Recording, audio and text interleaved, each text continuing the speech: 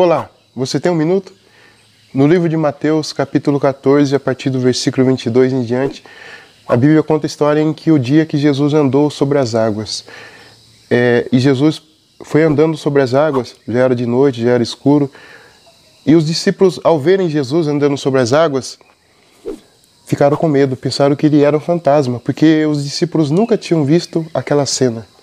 Mas Jesus logo respondeu: "Tende bom ânimo, sou eu, não temais." E Pedro respondeu para Jesus: "Senhor, se és tu, manda-me ir ter contigo por sobre as águas."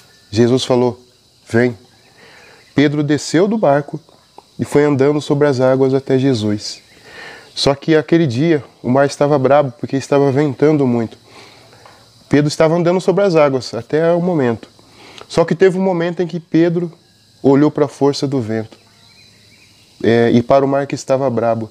E a Bíblia relata que naquele mesmo momento bateu medo em Pedro e Pedro começou a se afundar.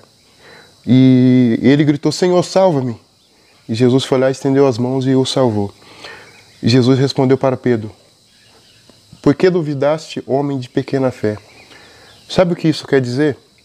Pedro andou sobre as águas, mas ele andou sobre as águas enquanto ele estava olhando para Jesus. Quando ele olhou para a força do vento, ele começou a se afundar. E ele estava perto de chegar de Jesus. Mas quando ele olhou para a força do vento, ele teve medo e se afundou. Sabe o que isso quer dizer? Isso representa as pessoas no dia de hoje, a nossa vida. Quantas são as pessoas que já se afundaram na fé porque olharam para a força do vento e esqueceram de olhar para Jesus? Então, o que esta palavra quer dizer? Olhe somente para Cristo. Porque quando Pedro estava olhando para Jesus, Pedro estava andando sobre as águas. Pedro, quando estava olhando para Jesus, Pedro estava tendo o controle da situação. Só que quando Pedro passou a olhar para a força do vento, ele perdeu o controle da situação, porque veio o medo. E ele começou a se afundar.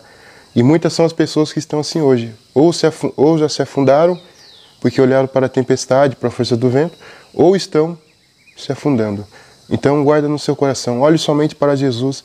Por mais difícil que seja, olhe somente para Ele. E ainda que essa situação na sua vida esteja difícil, você vai ter o controle sobre ela. Deus te abençoe.